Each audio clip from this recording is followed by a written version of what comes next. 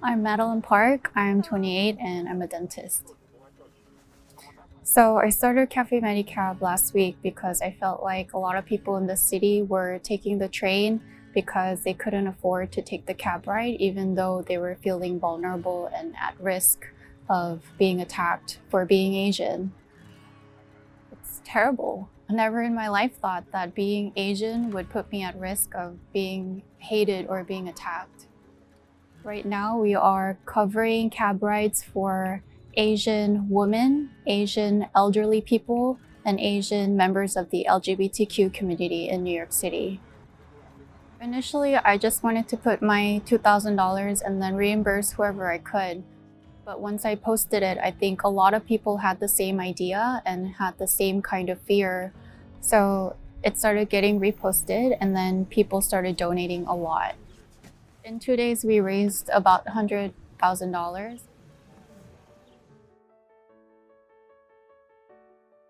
So if you are an Asian woman or an Asian elderly person or an Asian member of the LGBTQ community and you feel scared to take the train, then cafemaddycab is covering up to $40 of your ride per ride. Basically, to apply to have your ride paid for is to go to my Instagram account and then click on the link in bio. You'll see 2 links, one for donation and then one for submitting your ride fare. So if you click on submitting your ride fare, you'll be able to submit your photo and your receipt of the ride fare and then answer some questions. And once you submit the form, we are going to review the submissions and then start paying for the cab fares. If you are an elderly person watching this and you need a ride, please contact a younger person who might be more accustomed to Instagram or Google Forms to help you book a ride. So the other groups that are starting, this is San Francisco. A lot of different cities are also starting this initiative. Right now, San Francisco is up and running, and LA is in the works, and Boston also started the cab ride initiative.